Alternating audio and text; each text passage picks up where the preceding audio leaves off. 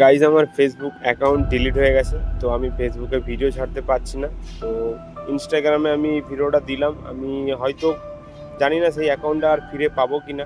তো আমার সেই অ্যাকাউন্ট থেকে আমার পেজ একসাথে জয়েন ছিল, তো অ্যাকাউন্টটা ডিসেবল করে দিয়েছে ফেসবুক, কেন জানি না। হঠাৎ করে কোনো ইস্যু নেই, কোনো রিপোর্ট নেই, কোনো স্ট্রাইক নেই, কোনো কেস নেই, হঠাৎ করে সকালবেলা ভিডিও আপলোড করবো, দেখি না ফেসবুক আর নেই।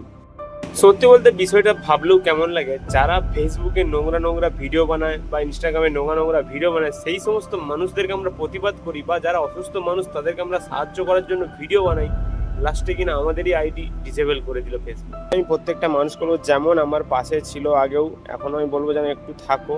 মানে সত্যি বলতে মনোবল ভেঙে যাচ্ছে যে এত কষ্ট করে করে তিল তিল করে যখন একটা অ্যাকাউন্ট গড়ে তুলি, 1,000, 2,000, 3,000, 4,000 করে নাই করে 60,000-এ যখন নিয়ে যাই তাকে, যখন সেই অ্যাকাউন্টটা গিয়ে কোনো কারণ ছাড়াই ডিসেবল করে দেয় ফেসবুক, কতটা মানে খারাপ লাগে, কষ্টও লাগে। ঠিক আছে, তো আমি তোমাদের সাপোর্ট চাই।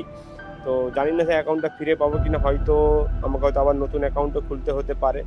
তো এই একটাই উপায় আছে আমার কাছে, আর কোনো উপায় নেই। প্লিজ একটু সবাই সাপোর্ট করো।